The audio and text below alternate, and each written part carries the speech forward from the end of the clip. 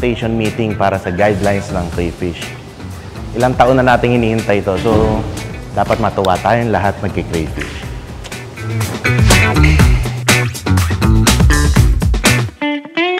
This is the first na nilabas namin yung draft BAC. So magkakaroon pa po ng series, may Visayas, Mindanao, and then NGAs po, i-meet namin together with academic.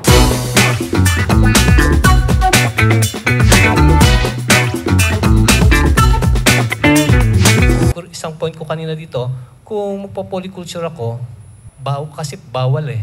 After magkaroon ng studies. Pero ang kuha ko lang dito kasi luma na kasing polyculture ever since from China or meron na to. Hindi ko lang makita yung competition sa resources. Well, may competition kung parehas na bottom dweller ilalagay. Sa ecological imbalance, actually ito isang concern natin na pag nakawala siya, ecological imbalance.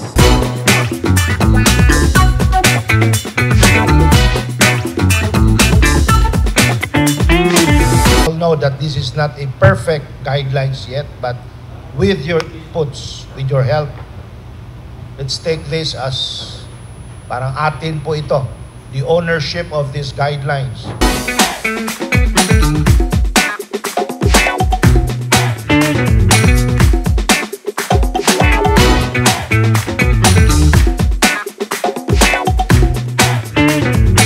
Para sa akin, parang mas okay kung gagamitin natin lahat tayo crayfish na lang. Kasi nakalagay naman na ang ginagawa natin ng guidelines ay Cherax quadricarinatus.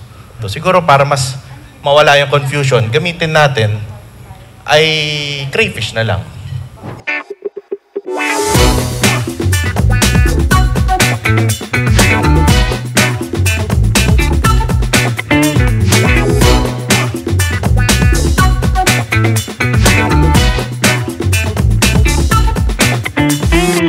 Stocking density natin is what 5 kilo per square meter. So mas marami yung ilalagay ko kasi nursery siya. Parang ganun po yung idea. Sa part ng TWG, maybe you could define the word stocking density. Kung ano ba yun? Number of animals ba yun or weight per unit area?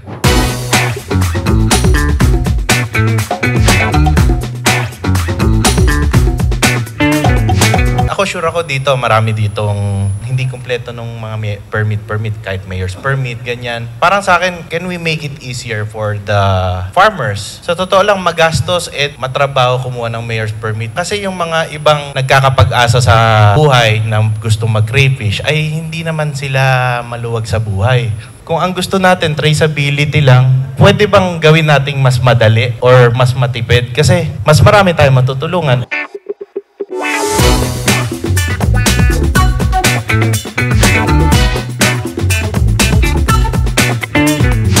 Ang main concern natin dito is biosecurity, release ng wastewater, at saka siguro possible na pagkalat ng sakit. Siguro sa criteria na pwede natin i-consider, itong tatlong criteria na to. First criteria, check. Kahit na anong design, innovation niya, basta't hindi makawala, check na. Pangalawang criteria, basta't compliant siya sa pangalawang criteria, check na. Tingin ko lang kasi sir dito parang nakakahon.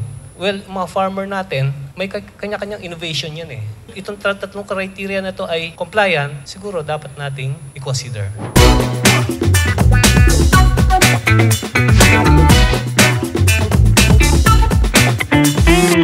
Paano po pag ang lumabag maliit na farmer? Paano niya babayaran yung 5 milyon o 1 milyon? Parang pwede po ba yun? Parang may bracket. Kunyari, yung farm mo, small scale ka, ito lang babayaran mo, 10,000. Tapos pag medium scale ka, depende po sa scale ng farm.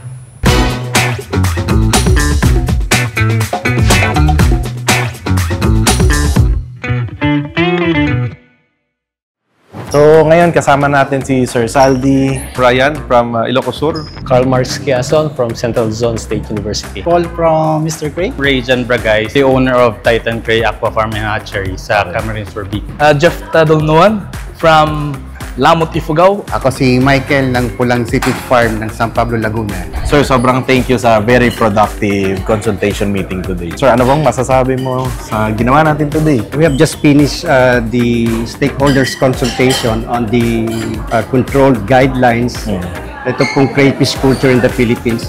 Ito po ay isang magandang bentahe sa industriya natin dahil parang ililip na yung, hindi naman actually ban, yung restriction na to be legalized. Pwede na yung industriya na pumasok, mag-business, mag-venture. So because of magkakaroon these din ng guidelines. standard, no? Yes. Parang ganun. Itong stakeholders meeting is one step na in looking for the reality na itong ating crayfish industry ay maging malegalize na. So I think this is a good step para for us to move forward. So napakasaya ko, sir, kasi itong consultation meeting na to, parang 2 years na namin hinihintay to. So yun nga, first step to bago makumpleto na yung legalization ng crayfish. Actually, this is my second time na attend dito na. Okay. Ang first is sa Tagaytay, JAQP. Okay. Yung sinasabi nga nila dyan na 4 levels, no, para magkaroon tayo ng accreditation or certification na pwede tayo mag-import-export. Since yun talaga yung purpose din natin, no? Makapag-import-export tayo. Ito yung makakapagbigay talaga ng mas magandang ang tawag dito niyan? Hanap buhay. Yes, so specifically sa mga local farmers natin. No? For me, as background, I'm into shrimp farming talaga. Oo nga, nadinig natin kanina. So, then right now, we are into we call it IoT for aquaculture. Okay. So, we develop some applications para matulungan natin yung mga farmers natin lalo na sa crayfish. So from shrimp, nagiging interested na rin kayo sa crayfish, no? Yes, and it's quite kasi related sila. Naging from brackish to freshwater. And I think it's it's a high time din for the Filipino farmers to really include it in their yung culture or pag-aalaga nila. Nalaman din natin na malapit na. Oo, malapit na. Masaya, dito na, malapit na. Masaya kami. Iba yung saya, lalo na pag yung medyo matagal ka nang nag-crayfish.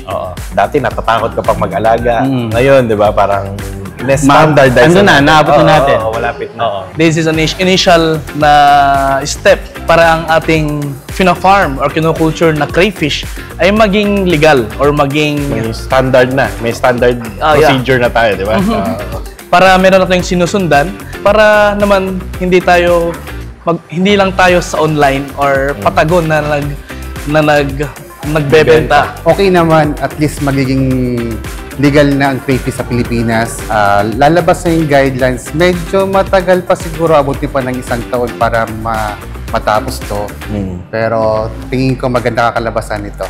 Maganda kasi magkakaroon na ng standard ng pag-aalaga and yung safe and sustainable way of culturing crayfish. At saka at least maano natin na hindi talaga maging invasive sa natural resources natin, sa mga ilog, lakes. Kamusta naman, sir, yung mga attendees ngayon?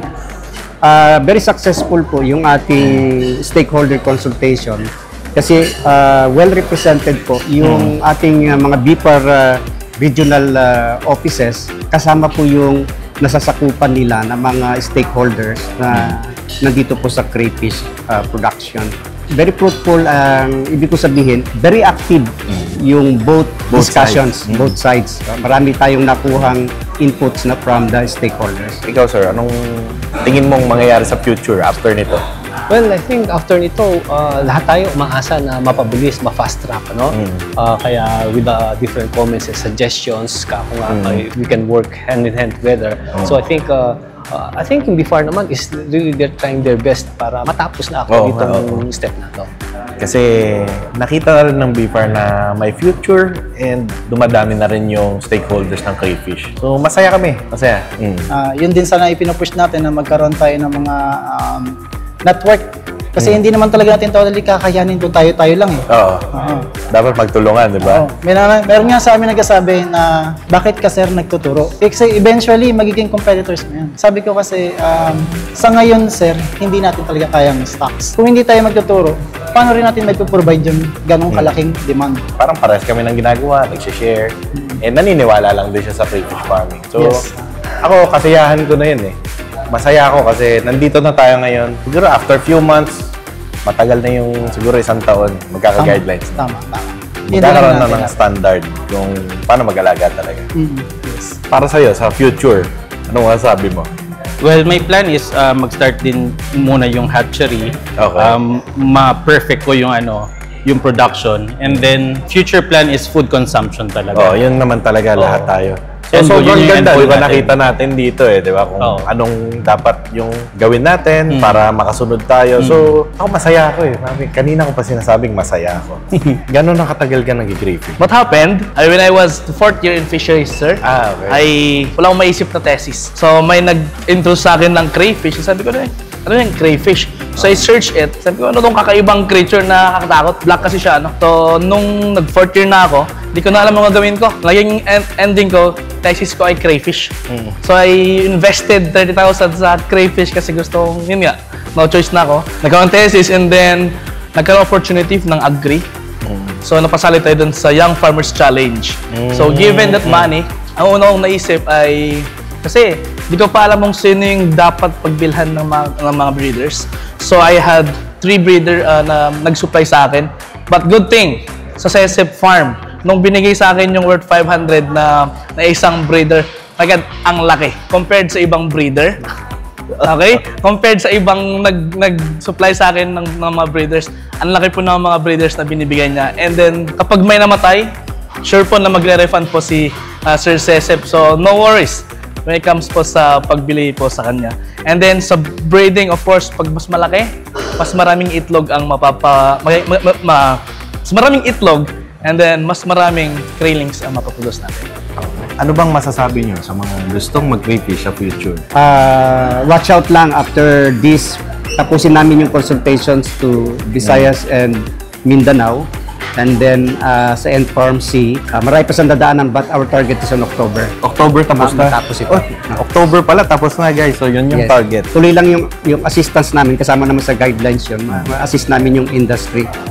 At pagtulungan din in terms of mga data para magkaroon tayo ng intact, ng mga concrete data on the hatchery, breeding, at saka grow out ng crayfish.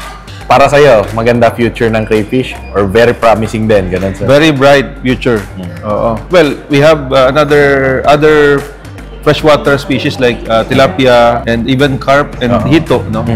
So why not try this one? I think it will significantly double or not even double but triple the income. Oo nga kasi high value siya sir. Yes. High value species. Ano ba masabi mo sir sa mga mag-crayfish? So, sinasabi ko sa mga mag-crayfish, ang ating paghihintay ay parating na.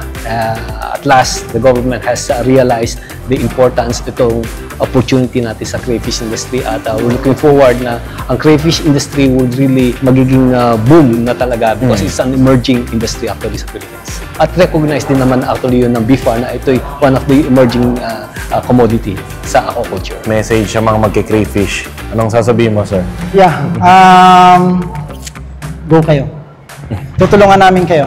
Hindi namin kayo pababayaan. Ikaw, anong masasabi mo naman sa mga gusto mag-crayfish pa sa future? I think it's about time na mag-start na tayo ng crayfish, lalo na kung food consumption and then mga businesses talaga gusto mag-venture into crayfish. This is the right time talaga mag-start. Kasi yung paunan lang yan. Right time. Pag nagkaroon na ng maraming crayfish dyan, mababa na yung price. Well, bebenta ka na talaga. Pero iba pa rin yung, sabi nga may kasabihan, di ba? Iba yung nakauna. So, nakauna pa rin, di ba? Anong masasabi mo sa mga mag-crayfish pa lang? So sa mga mag-crayfish pa lang, huwag na magdalawang isip. Start nyo na. Kasi di nyo alam, ay 2 years or 3 years from now, ay ang crayfish na lang ay common na. Common na lang. At late ka na. Di ba? So why not start now? Start crayfish farming and support crayfish farming dito sa Philippines. So yung tinatakil dito kasi hindi lang para sa amin, para rin sa environment natin, para maiwasan yung magiging negative effect ng crayfish. So dito mas nagiging malinaw and pinag-uusapan namin kung paano hindi magiging invasive yung mga crayfish. So tingin mo, masaya ka naman? Masaya naman. Maganda naman yung siguro lang nila, papalis pa ng konti. Masaya kami kasi yung mga practices naman namin na ginagawa sa mga farm namin and farm sa Sesep Farm and sa Pulang Sipit, pasok naman. Pasok na pasok. Minimal lang ang adjust. Konting i-adjust. Makasawa na kayo dito sa kasama ko to. Sige, bye.